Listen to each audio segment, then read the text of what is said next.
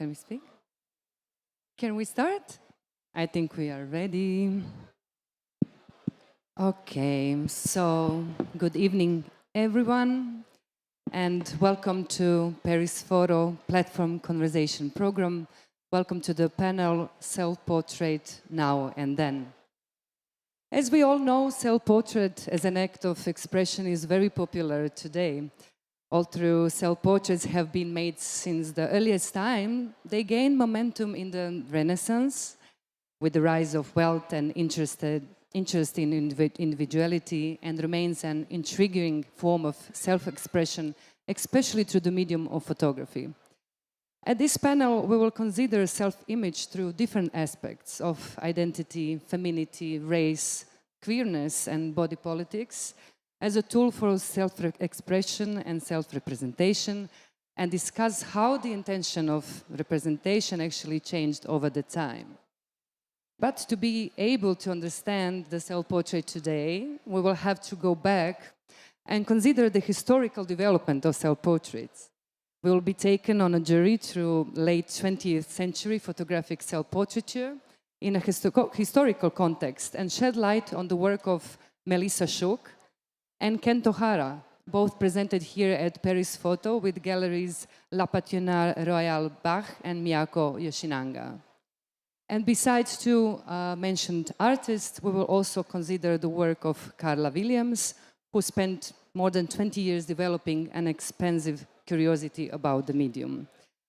And at the end, if we are going to have time, we are going to show several examples of artworks and discuss contemporary self-portraiture and actually profiling of selfie culture in the last decade and how it has influenced the era we live in, what it means today, what it was before, and why self-image is still so important when reflecting the culture at the time we live in, our own reality, but also social political landscape. This panel will last for 45 minutes, after which we will open discussion for all of you. I would like to encourage you to ask any questions that you are curious in, so this conversation doesn't come only from this side.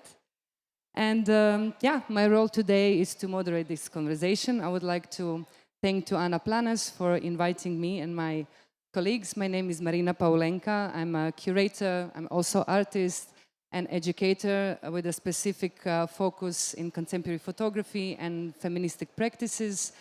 Currently, I'm working as a director of exhibitions at Fotografiska Berlin, the Contemporary Museum of Photography, Art and Culture. Tonight, I have two special guests, two amazing women whose work I really admire and with whom we are going to talk about the mentioned topic. But please allow me to introduce them. Next to me is Dr. Sally Stein, Professor Emerita from Department of Art History, UC Irvine, who is an independent scholar based in Los Angeles, who continues to research and write about 20th century photography in the US and its relation to broader questions and culture of society.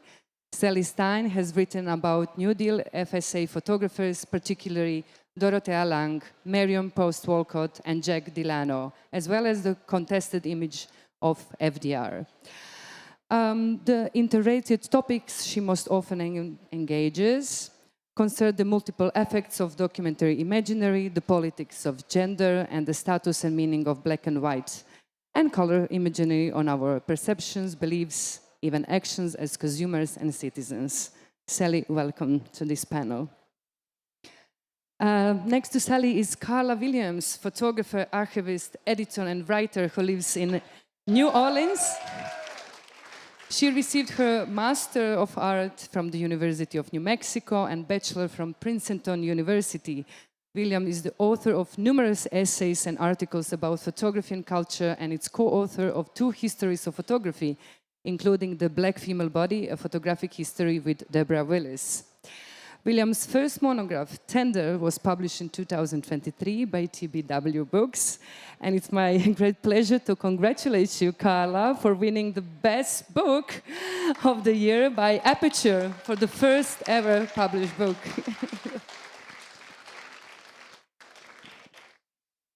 I would like to open this panel with you, dear Sally. Could you maybe give us a short glimpse into the history of the self-portraiture? First, can you hear me? Yes. First, I want to say that both books are published by TBW, which is at, I can never remember these numbers. It's at booth SE19, which is 2 booths down in this last aisle. So get them because they're going like hotcakes. Yes. When Marina first contacted me and she said, well, we want to bring this up to date and deal with selfie culture and contemporary stuff, I said, I'm really too old for all this and I'm an historian anyway. So I'm interested in taking the longer view of past as prologue to today. And so I'm talking about Melissa Shook and another photographer I've worked on, both of whom are represented by Miyako Yoshinaga, who's got a great exhibition here at EO4. But I wanted to put it in historical context, albeit in a very brief historical context. Closer to kiss the microphone. Okay. And I thought it is important to begin with Giselle Freund, with her 1936 dissertation that makes a major contribution to historiography with her emphasis on the importance of portraiture in photography's massive diffusion and acceptance. Yet she overlooks self-portraiture, even though she herself made many self-portraits, accompanying the rise of the new mechanical medium. I can't explain why she does it, but it's actually consistent with the way when she updates her first history of photography, she says nothing about color, even though she herself has made a major switch to color. So there's a way in which I think Roland Barthes would call this ex-nomination. She doesn't really want to consider her own practice and experience. So I'm moving backwards to the very beginnings of photography in France. It seems appropriate here, especially in Paris, to remind you that some of the first photographic self-portraits were made by the grieving Hippolyte Bayard, who felt completely eclipsed or overshadowed by all the attention and money paid to Daguerre and the family of Niepce, and thus portrayed himself as a drowning man, drowning in his own tears, or in the obscurity that the National Assembly had not accorded to him. But even earlier, in really the first public year of daguerreotypes in Philadelphia, Robert Cornelius made this really smashing self-portrait. I mean, this could be on the cover of an LP. I mean, he looks like a proto-rock star, in my opinion. Very hot and sexy. Maybe you'll agree. Robert Cornelius was hardly alone in wanting to preserve his own self-made, and in his case, very alive, as opposed to dead man image. Here's a portrait of early American photographer Albert Sands Southworth, believed to have been taken in 1848.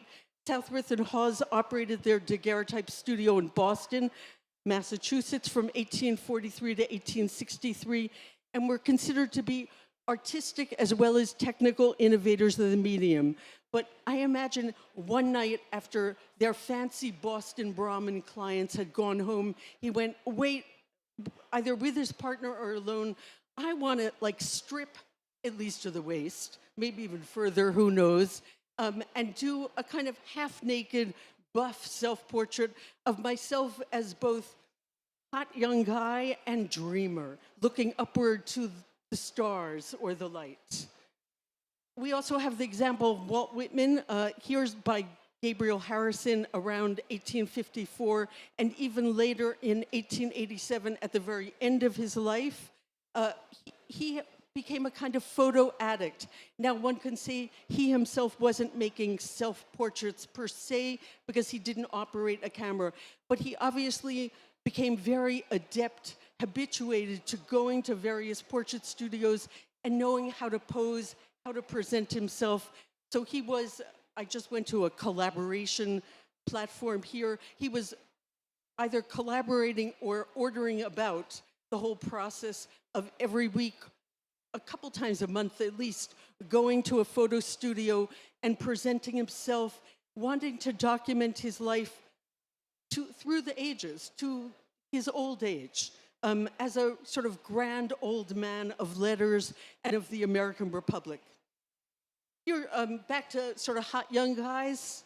Steichen, Edward Steichen, self-portrait with brush and palette from 1902, where he's actually showing off his capacity to control the liquid gum bichromate process.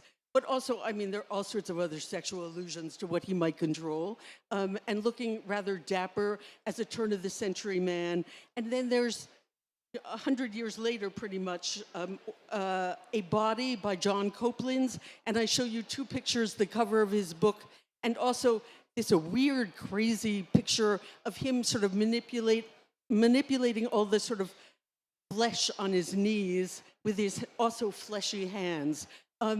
He's into a kind of the grotesque of aging, but I actually welcome it very much in terms of thinking about all the varieties of masculinity, of humanity, and of aging, since I'm a geezer now also. Frederick Douglass, this is just 9 of what are probably 150 known photographic portraits. He also, like Whitman, I mean, there's a debate about did Whitman go more to the studio or did Frederick Douglass go more to the studio? Surely he loved his image as a free black man who could not be sort of dominated by anyone. And he was constantly giving a pretty stern look to the photographer for his image. I will not be broken. I will not be manipulated in any way. And it's to old age that he continued making these images. In the case of Sojourner Truth, who also was an abolitionist speaker, on behalf of both people of color, African Americans in particular, but also of women, I sell the shadow to support the substance was a slogan that appeared on many of her studio self-portraits. Again, she did not make them, as Frederick Douglass also did not physically make them, but he clearly was very adept at producing his own image in collaboration with a photographer. And so was Sojourner Truth, who actually used this as a way of financing her tours of speaking throughout America.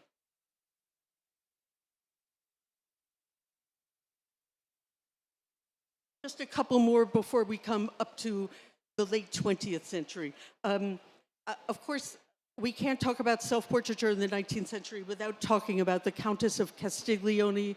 I hope all of you know this work. Some people see it as the height of 19th century narcissism. Other people see it as the beginning of a feminist quest to explore all her attitudes and possibilities, sometimes with very strange images of her less, even though she was known as the most beautiful woman of the 19th century in Europe, of like her kind of stubby feet and stubby knees at times. And she collaborated with just one photographer, and I'm sure she bossed him around a lot, and that is Louis Pearson of the firm Meyer and Pearson. Then at the same time as the very end of the Countess of Castiglione's life is very much a self-portrait, absolutely made by the photographer Frances Benjamin Johnston in her studio in 1896. And it's quite radical, in my opinion. Look at the way she's actually, in the Victorian era, pulling up her skirts to show off her legs, considered very unladylike. If there was any question of her like crossing gender boundaries, she both holds a glass of beer at a time when proper women were advocating for temperance in America, and also a cigarette. And then finally, nearly 100 years later, is African-American wonderful artist Adrian Piper's self-portrait as, quote, nice white lady, 1995. She had actually done quite a bit about work about being accidentally thought of as white, but here she's actually, I even love the way she's sort of posing as herself, and in fact with graying hair, and she adds this rough cartoon, what you looking at, mofo. And if for those of you who don't know what mofo stands for, it's motherfucker. So it's very in your face about I am finally going to sort of speak both as myself and as anyone who has accidentally misconstrued me as a, quote, nice white lady, which I definitely am not.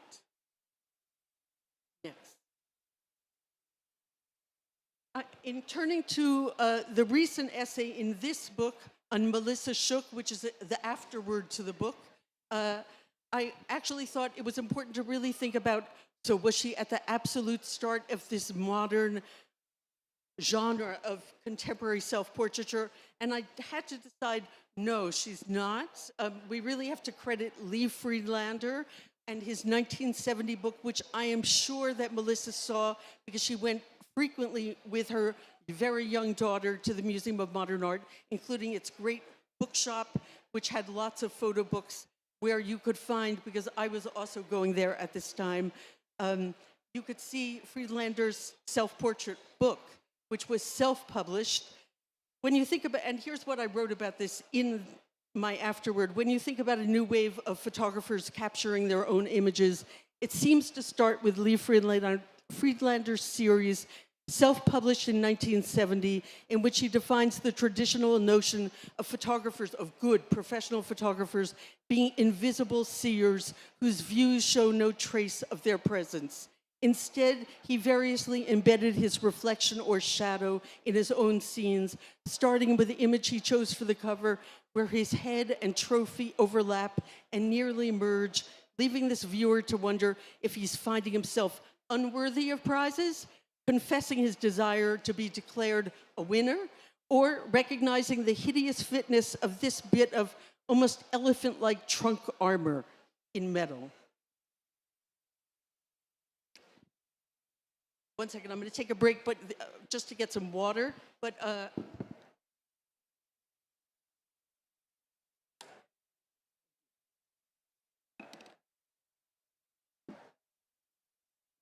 I'm starting with Ken O'Hara because I worked on him nearly 20 years ago and have known him in Los Angeles, though at the time when he made this early work, he was based in New York after emigrating from Japan in '62.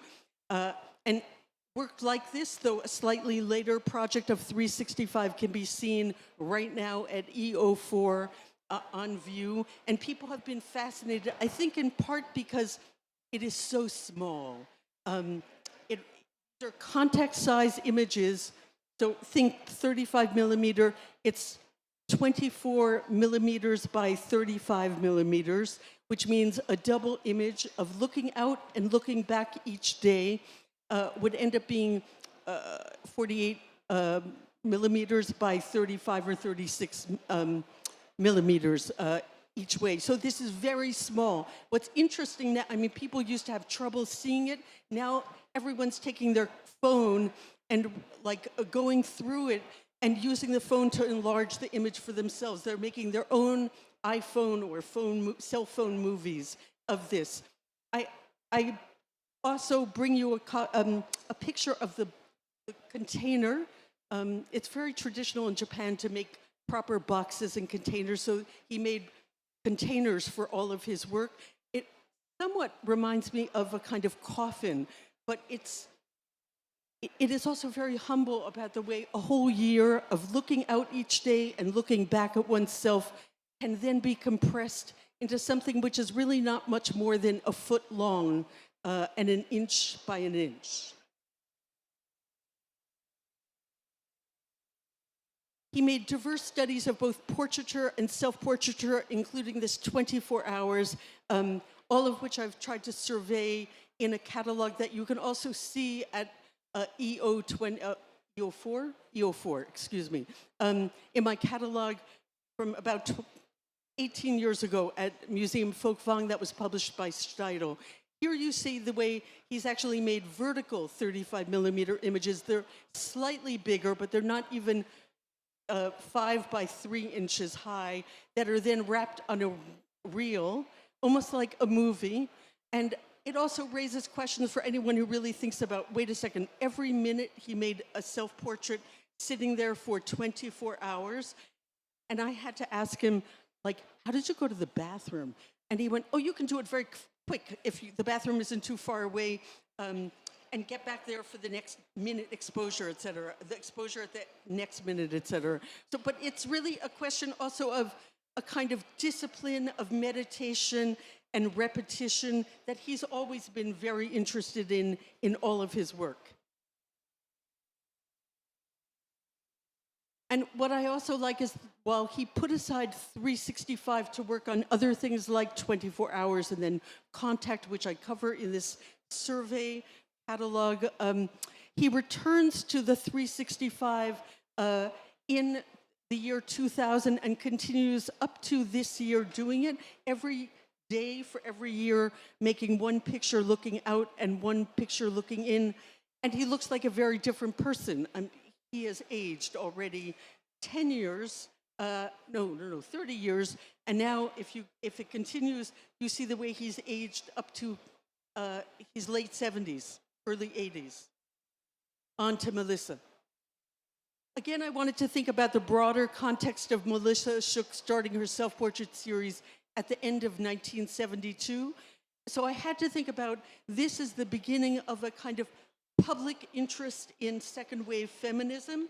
And so I show you here the July 72 issue of Ms. Magazine, the first US feminist mass media periodical, and realized that in the summer of 72, Eleanor Anton, whom, by the way, Cindy Sherman has credited as a significant influence for her own work, not so much in terms of this 1972 carving piece, but later costume historical pieces that she does. But in 72, Anton did carving, which for a month she documents essentially being on a very strict diet, which both spoofs the diets that all the the conventional women's magazines are advocating. It's the bread and butter or anti-bread and butter of women's magazines at this time. But at the same time, it's spoofing the strict conceptual system of conceptual art.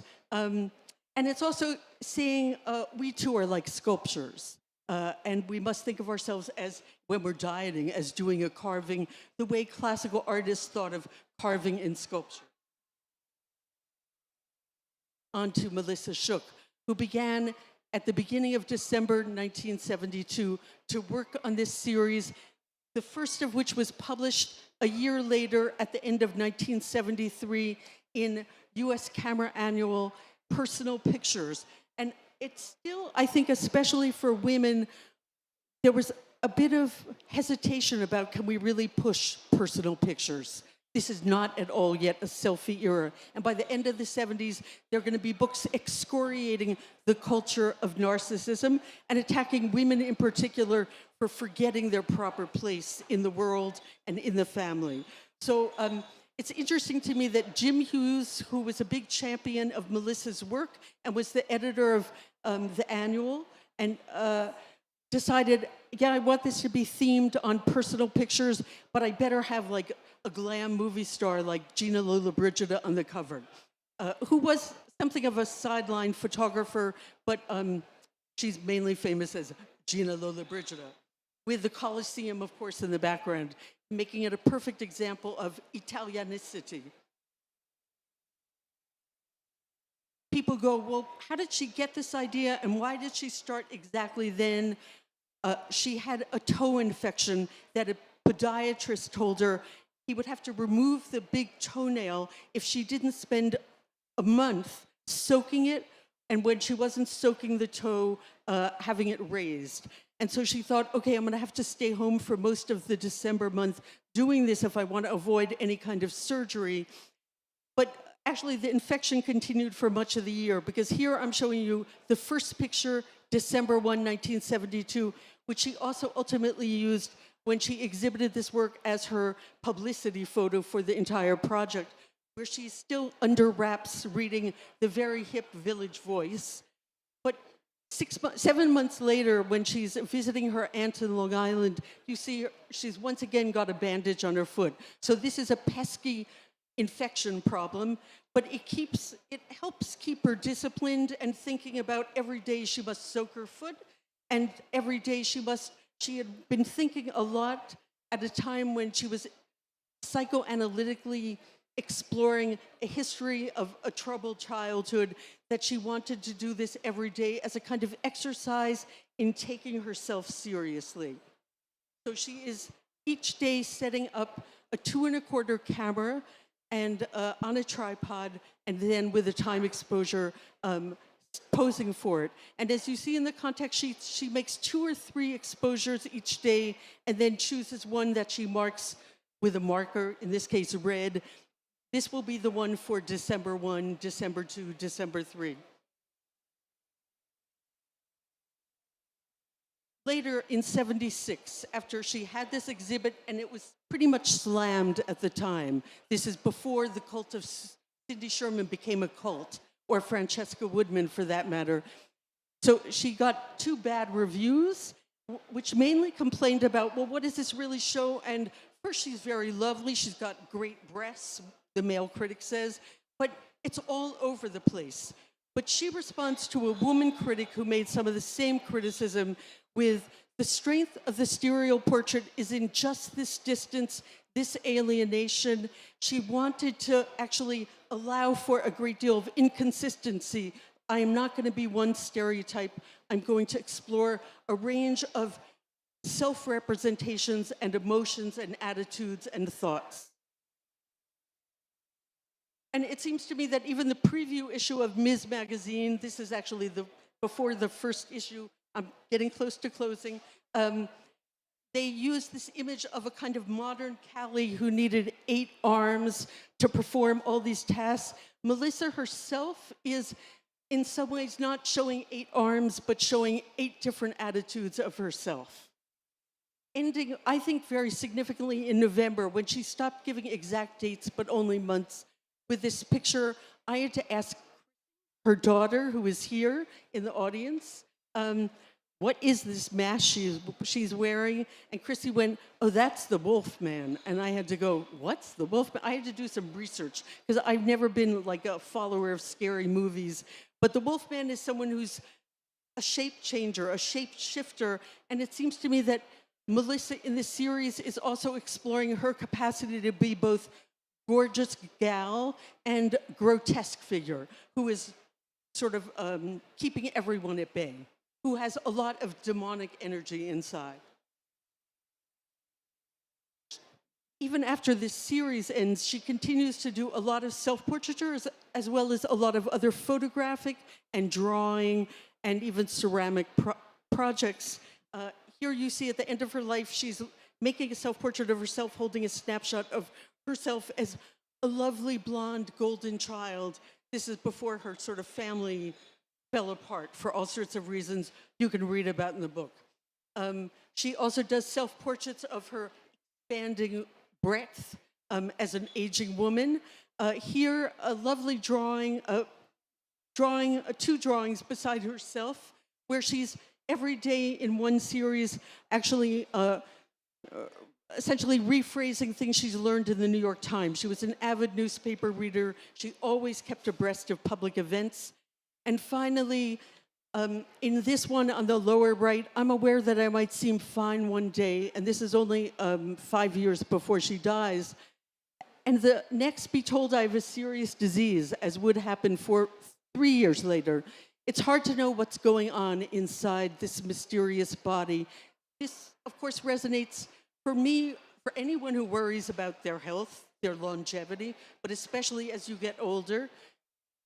I want to shift for a second and say in the last year, I also worked on a catalog of another woman photographer I knew, Gail Reban, who did serial self-portrait along with lots of other kinds of work. First, when she's pregnant, one called 280 Days about her pregnancy. Later on, after she has 2 children and they're like in their preteens, I'm starting to get gray hair. Why does this bother me? Because it makes me look older. What's wrong with looking older? I can't even, right here, maybe someone else can. Yet I don't like the way I look with gray streaks in my hair. I decide at some point I'm gonna color it, even though it's hypocritical. And she ends with, after much agonizing, she colors her hair, but the punchline is, no one notices. So she's both concerned with her aging appearance, and then during COVID and the pandemic, she makes a self-portrait in her upper 60s, where she's decided finally to let her hair go gray during this time of isolation for all of us. So I'm going to end with just one question that I wish I had asked John Sarkowski 30 years ago when he was still alive, because John Sarkowski did show both Ken O'Hara and Melissa Shook, and yet I wonder why, and he showed them before Mirrors and Windows in 1978, and yet I wonder, since both seem to be very actively involved in issues of both looking and mirroring themselves, why did he not include either one in this important exhibition? And I would like to propose that it might have scared, he was a little nervous, it was becoming too obsessive with Melissa. There are some correspondences that suggest this. And I think in the case of Ken O'Hara, with this looking out, looking in, and in some ways this is a sort of segue to Carla's talk, but thinking about W.E.B. Du Bois in 1903 introducing the very important idea of double consciousness in relation to African Americans, thinking about themselves one way, but feeling looked at in very different ways, that in the case of Ken, who was an immigrant Japanese in New York, he is both looking out, checking out his new environment, and still not speaking English so well, and trying to just chart what's going on in his world, and at the same time looking back at himself. It embodies double consciousness, but it also embodies not simply being either window or mirror, but saying, I am both. And it seems to me Melissa's work is also, over time, but even in this early work, saying, I am both. I'm both very conscious of myself looking and of representing myself, but in both conventional and unconventional ways. And with that, I close and hand this over to the champ, Carla Williams. Thank you so much, Sally. Before we jump to the years when Carla started taking photographs of herself, I would just like to point or make a comment, Sally, from your presentation. It seemed that mostly the self-portraiture were in the hands of male artists, you know. We are talking about late 70s, sexual revolution, second woman movement. The first oral contraception was invented. 2 years after death of Diane Arbus, Melissa Shook started to take self-portraits.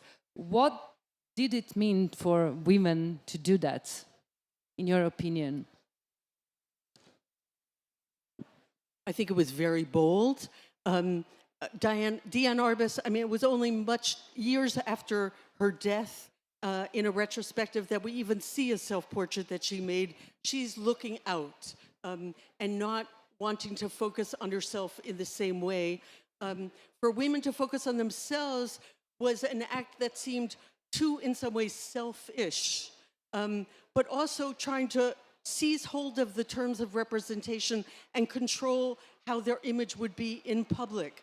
Though at the same time, I think there's an ambivalence in Melissa's work because, like Ken, it's rather small. It's very, in some ways, moderate and humble in its size. It is not going for big. And what I love about the exhibition right now at EO4 is we see a return to the power of small. Back in the 70s, in the late 60s and 70s, there was a book, Small is Beautiful. And I think we see it exemplified in this exhibition of Melissa and Ken's work. It is the year of 1984, and 15 years old, Carla Williams started to take self-portraits on another side of the coast in Los Angeles. Carla, would you like to give us like an idea how everything started, in which climate you were raised, and a little bit on social and political climate at that point, and everything around how you started with taking photographs of yourself? Sure. Actually, I just have to make a quick correction. I was 18, so that I 18, was, okay. I was legal when I started to make the self-portraits, and also I started to make them when I was in college. So I was living in New Jersey, even though I am born and raised in Los Angeles. And so it was very useful and helpful for me to have Sally's presentation as an introduction, both to sort of ground the audience in those greatest hits of self-portraiture that we're all so familiar with. The Hippolyte Bayard portrait, I mean, Self-Portrait as a Drowned Man is such a performative piece and so wonderfully inspiring. And when I started in 1984, I was in college studying the history of photography along with studio photography simultaneously. And like so many self portrait photographers, I started from a very practical concern. I wanted to learn how to use technology, and I didn't want to involve anybody else in the sort of fumbling process of learning a large format camera. And so, am I closer? Okay, thanks. So for me, it's interesting to see work by someone like Melissa Shook because I was not familiar with her work.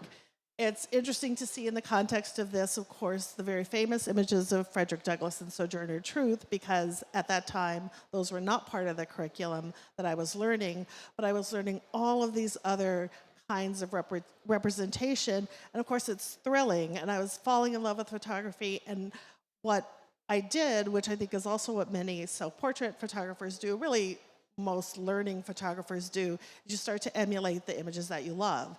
And so my earliest work was very much a concerted effort to see myself in these pictures. There were no other representations of Black women in photography that I was seeing, but I was seeing all of these marvelous images that I wanted to make. And so that's what I began to do. So this is a self-portrait by the photographer Anne Noggle, with whom I had the very distinct pleasure to study when I got to grad school. And she was a photographer who started later in life documenting her aging body as well as the lives of her older friends and acquaintances. And so her work, though at the time I was a teenager, was hugely influential to me because like images of Black women within the history of photography, they were something I had never seen. Was this sort of fearlessness of representing the body. And so any chance I got in my own work, and these are two self-portraits of mine from 1990 something, I sought to emulate. And in this instance, I loved the sort of monumentality of her body, particularly when she was photographing herself in the landscape. And so in my own way, I wanted to see myself like that. And this is a Frank Eugene pictorialist image from the early 20th century, and pictorialism is so gorgeous and seductive. Of course, I wanted to see myself like that, and so very much the early work that I did in self-portraiture was about inserting my likeness into the history of photography.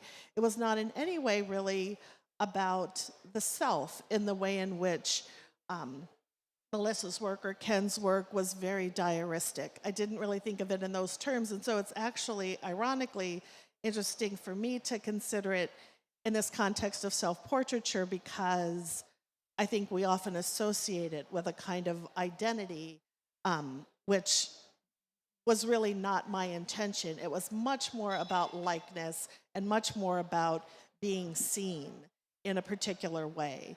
These are Hans Bellmer's really disturbing, actually, La Poupée or doll photographs from the early 20th century, kind of early mid 20th century. But of course, when we were students, we were fascinated by really anything to do with dolls. They were hugely popular at the time. Ralph Eugene Meillard's photographs with the masks and the dolls and these images. These are all of the things that I was seeing on not a daily but weekly basis, either in the classroom or in photo books. And so, of course, I wanted to create my own version of that. And as I was learning the process, I was also interested in experimenting with the process itself. And so using double exposures was one way in which I sought to sort of emulate that kind of graphic look of Bellmer's photographs. And then, of course, Lee Friedlander, he really is in many ways the godfather of self-portraiture. This is one of my favorite self-portraits. And my interest in it really came about from the really kind of annoyingly pontificating way in which people who don't make their own photographs attribute, I think, kind of absurd kind of genius status onto everything that photographers who they believe are great do.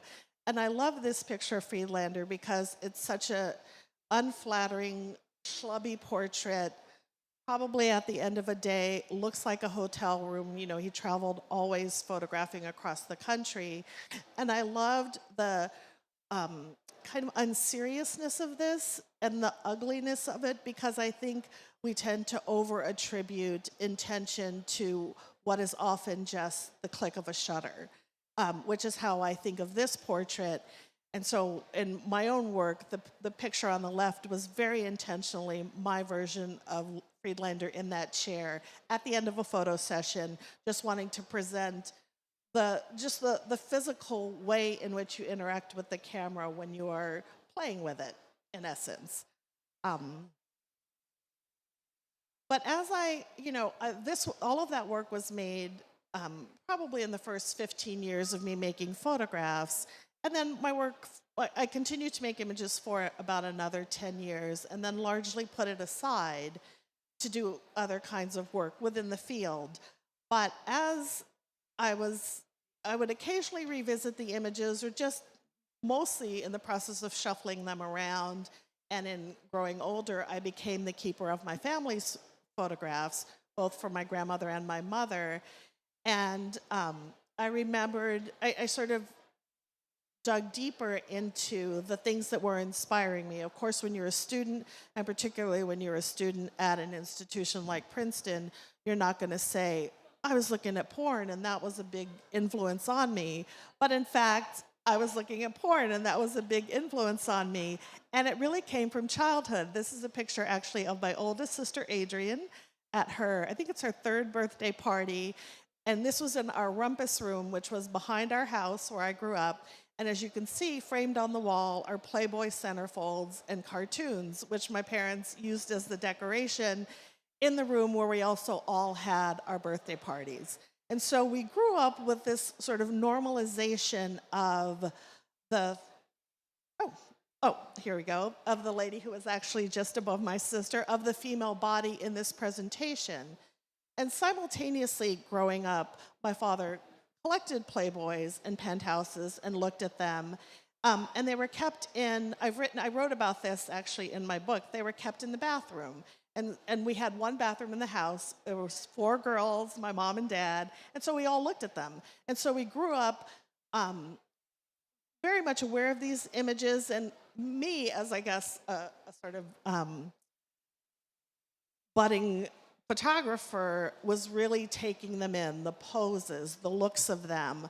And for me, I was so fascinated by the fearlessness of these women who would take their clothes off to pose. I wasn't particularly interested in the photographer. I was really interested in them and their relationship to the camera.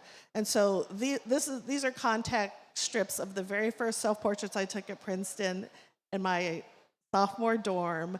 And these were absolutely influenced by those overly sexualized images of women from popular culture, from the pornography I had consumed from childhood. And so now, when in this era, more than 30 years later, revisiting the images, I'm much more able to integrate this complexity of how I think all of us form our self-images, and what informs, and certainly what informed me in taking photographs. It wasn't all high art. It wasn't all the history of photography. It was really the overwhelming consumption of images. And again, at the end of the day, my desire to put myself in the picture, and not from a personal autobiographical perspective, but putting Black women's likeness into the picture. That's what I was concerned with. That's why once I began the work, I decided that self-portraiture was going to be my medium. I wasn't going to do anything else. This was the era of Cindy Sherman sort of coming into the foreground, and I was so influenced by her, not because of the kind of work that she did, but because she was sustaining a career by using the self-portrait. That was hugely influential. And Sally touched upon it, and I have had this conversation with other photographers.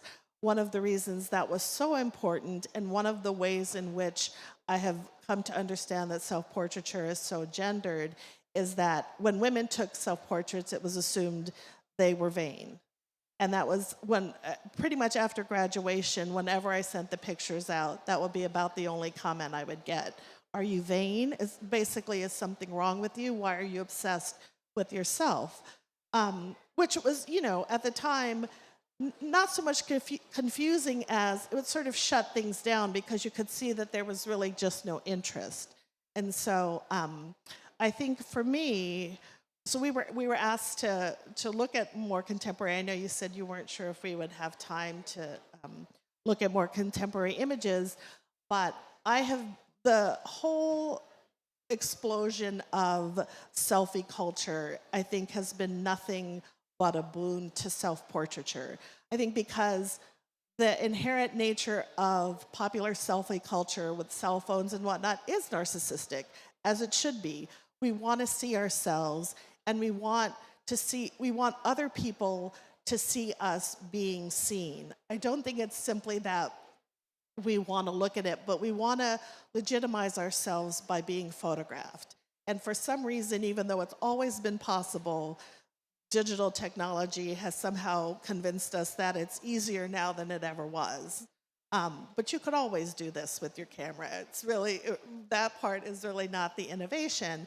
And so I thought so for me, that also had a transforming effect on my ability to reintroduce these pictures, to bring them out and talk about them, because I thought, I believe that the whole selfie culture has deepened the conversation around more intentional work in self-portraiture. And so I think, a lot of people are I think people tend to denigrate it, and it's only because they love, I think, maintaining those separations between high and low. But I think selfie culture has been necessary for the proliferation of self-portraiture in a more serious effort that we see today.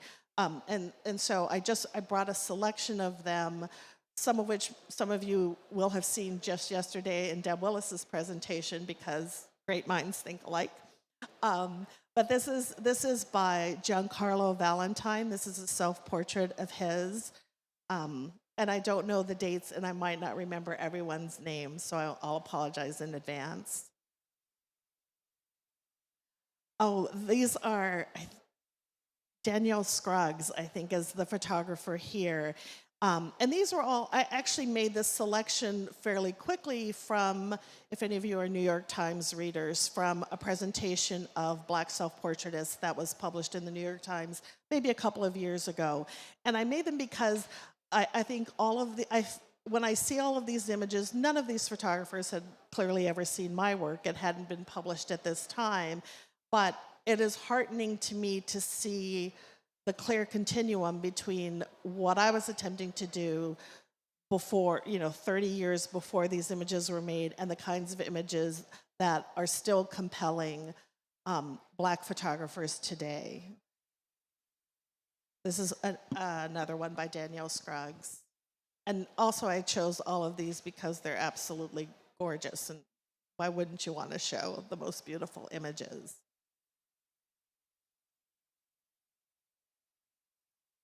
This is one that Deborah showed yesterday by the young photographer Kennedy Carter, the self-portrait she is making as her father is cutting her hair during the pandemic.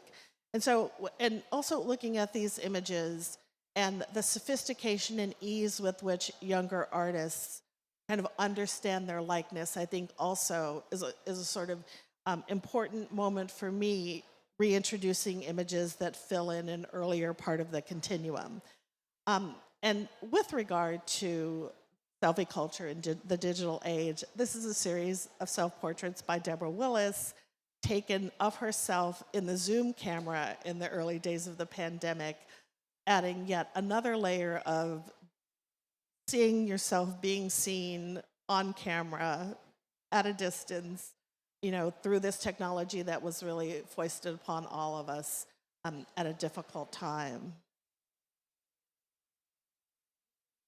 Right. Yeah. Thank you, Carla, so much. Thank you. Actually, my friend, psychotherapist, said that the real narcissist would never post images on selfies on Instagram because they are so much obsessed with controlling the image of self. However, I read somewhere, Carla, that at one point you stopped doing self-portraits because you didn't want to participate in art world. And then apparently at one point you uploaded one of your selfies to Instagram, and then the dream of every Gen Z selfie Instagrammer happened. The publisher called you with a request to publish a photo book. Yeah, ironically, right? And I don't even remember what pictures they were. Apparently, at some point, I had a small store in New Orleans where I sold vintage photographs, and I must have gotten a wild hair one day, and I published 3 of my pictures on the shop's Instagram. A customer saw them and told the publisher, and that's entirely how all of this came about. I didn't pursue it at all. It was just the luck and power of social media that circulated those images and resulted in all of the work being seen. So Exactly. kind of amazing. I have so many questions, but I think time is passing quickly. I would like just to touch quickly about the topic about the formats.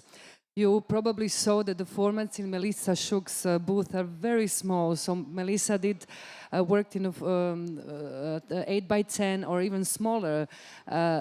Exactly.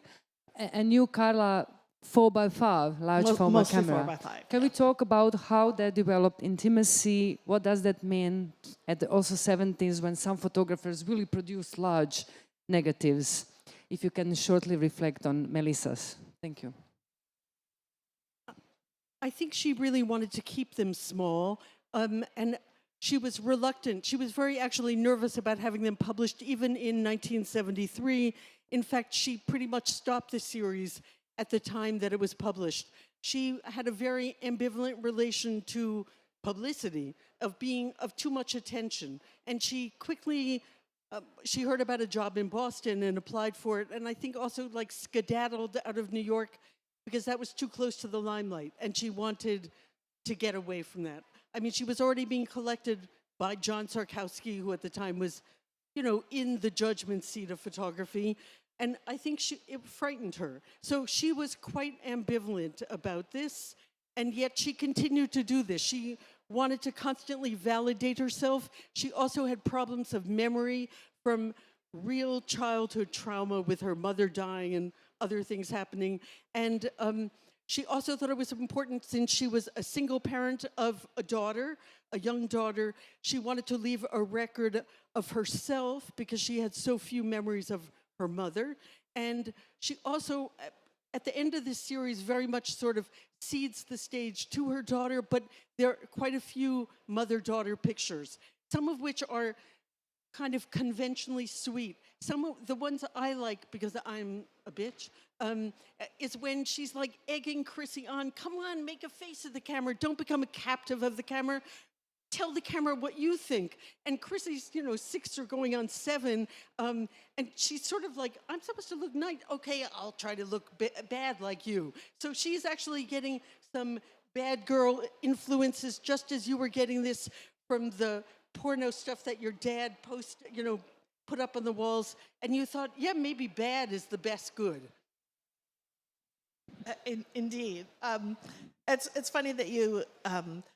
for me, 4 by 5 was huge, as compared to the 35 millimeter that you start out with. So that was the camera that was sort of my gateway drug because I wanted to learn how to use it. It looked very cool. And eventually, and in short order, it became my favorite because it was sort of the closest you could almost get to instant photography because I used a lot of Polaroid products. And you could use type 55 film and get a positive and a negative instantly, so you could sort of see what you're working with. Self-portraiture is notorious for a lot of slippage because you're trying to line yourself up with with the view of the camera, and so it was really necessary to be able to work, see the imagery, and respond to it in time. And so that really aided in my relationship with it. It just made actually the whole process of shooting very performative because you're constantly moving front to back. There's no, even if you're using a cable release, it's one exposure at a time, so you have to move between every exposure. You can't use anything automatic, and it creates this a real sort of physical dynamic in how you work, see the image, respond to it, go back to the camera, see it again. And so for me, yes, the 4 by 5 4 by 5 inches was enormous because you could see everything. And the Polaroid technology was essential because you could see it as you worked. Are you doing digital selfies? I never have.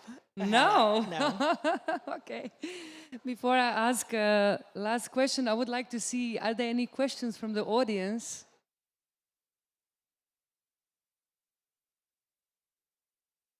Yes, no, yes.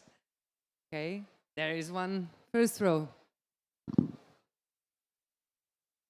So in the case of Mr. Shook and also Carla Williams, your images, you talk about seeing yourself being seen. So I wonder, when you think about being seen, who do you imagine is seeing you? What kind of audience do you anticipate and therefore model yourself for? Or is it only for yourself?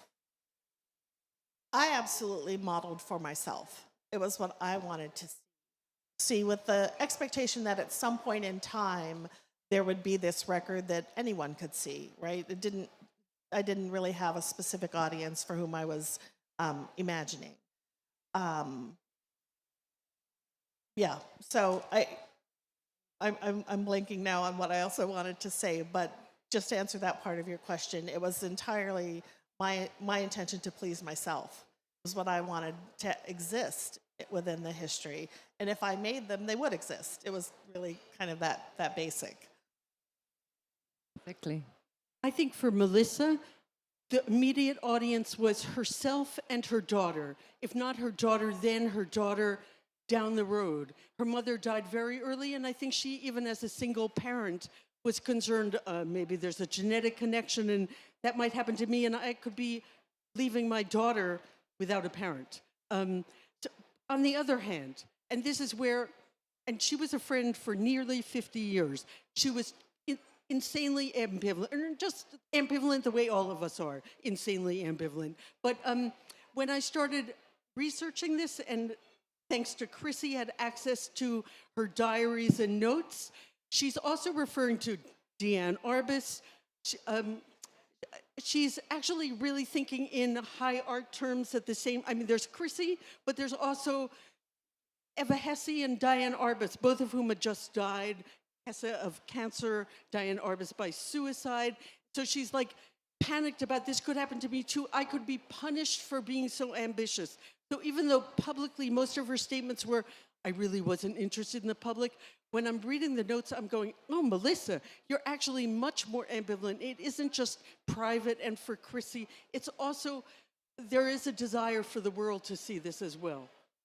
So still in a constrained fashion. I always felt with her prints, which had very big white borders in relatively small 10 by 8 size prints, that we're looking through a keyhole and that we're only being half let in. But we have to really want to look. Just as Ken O'Hara made these tiny little images, and it's like, you've really got to want to look. But today, everyone seems to, oh my God, what's going on in this? So I wish Ken were here. He had family illnesses, so he couldn't be here. He would have loved watching people really look. Add something? I want to add something, and it's obviously related, but sort of off topic, but I don't want to miss the opportunity to point this out, because the topic of this panel is self-portraiture then and now. I would like to point out one of the greatest contemporary self-portrait photographers in the room, which is Zanele Muholi. Exactly. Over I here. wanted to point. I mean, truly, two of my three favorite self-portrait photographers' work is represented in the fair. That would be Zanele's and Samuel Fosso's. Not sure whose booth it is, but if you pass the greater than life-size portraits of the Black Pope, you found him. Two extraordinary self-portrait photographers whose work is so much more, I think, in many ways, complex than anything I was thinking of at the time. It makes, I think, the breadth of how their work looks at the world and identity in the world is very different from the concerns I had in the 1980s. Exactly. And maybe just one question for the end. I saw in both of the work of Melissa Shook and your work the usage of masks. So having in mind that you didn't think to make your work for the audiences, but for yourself, therapeutic work, what is the meaning of the masks in your work, and if you can maybe assume in Melissa's work? Well, in my work, the masks were strictly play. And again, emulating the photographers who we all really liked at the time, particularly Ralph Eugene Meatyard. We were obsessed with him because the person we studied with had been a friend of his, and so we looked at his work often. And, you know, if anyone knows those images that Meatyard made, utilizing the masks both in his self-portraits, the Lucy Bell Crater series, the images of children, they're not easy to replicate. They're not easy to do yourself, but we all certainly tried. And so, of course, you had masks. I would don masks because I was trying to somehow, you know, again, examine if I could capture that sense of sort of mystery that was very evident in his work. So for me, yeah, the masks were entirely just another prop and a method of play in the experimentation. Thank you. Maybe I should hand this over to Chrissy, but it seemed to me masks were both cheaply available as a form of play on the Lower East Side, which is where Melissa and Chrissy lived, in really an old-style tenement. This is not the groovy, new gentrified Lower East Side. This is the old, funky Lower East Side. And but also, Melissa was an avid reader, and I did find a reference to her big interest in the kind of Jungian, Joseph Campbell, the hero with 1,000 faces. So even as she's also playing with her body, both being someone who trained in modern dance and then really wants to kick it to hell, as if she's like inciting all the other dance students in the room, let's go wild. But she's also interested in the range of persona that masks provide. Thank you. Any other questions from the audience? We have here one. First row. First row. First of all, thank you all for the presentation this evening. Sally, I'm really interested to know if there's any written reconciliation of the contradiction of critiquing Melissa's work while both Wayne Michaels and others in that time were doing the same thing, basically. She followed it all. In fact, how I became friends with her, I was exactly 10 years younger than she was. When I was finishing college, my first job outside of working in the college was at one of the early photo galleries, Light Gallery on Madison Avenue. I lived in funky Washington Heights, but I took the number 4 bus down there 5 days a week. And Melissa and the person who sort of informally trained her in very fine technique in photography, Will Fowler, were some of the people who came most regularly, I would even say religiously, to study the works on the wall. And that was a range from Stieglitz, Strand, and Weston to Duane Michaels, etc. So she was looking at it all. When I look at her written work that Chrissy granted me access to, she actually is talking about the rare women artists, Arbus and Hesse. She doesn't mention those other artists, etc. But she actually interviews Roy DeCarava. She interviews even Harry Callahan, which I never fully got, but whatever. She was actually trying to find a voice as a writer as well as an image maker.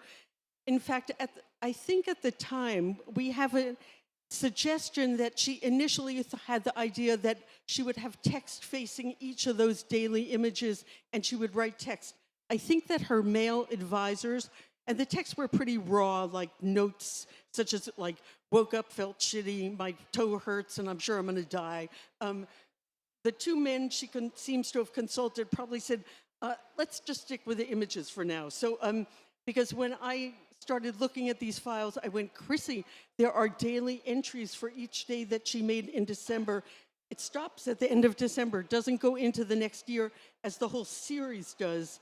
But later on, I think she decides they were wrong. I want text, my writing, as well as images. And so she, for the rest of her 50 years, is often combining her entries, her textual entries with imagery. That answer. Thank you. I think it's time to end. Thank you so much, dear Carla, dear Sally. Thank you for your attention. I hope you enjoyed, and I wish you a lovely evening in Paris.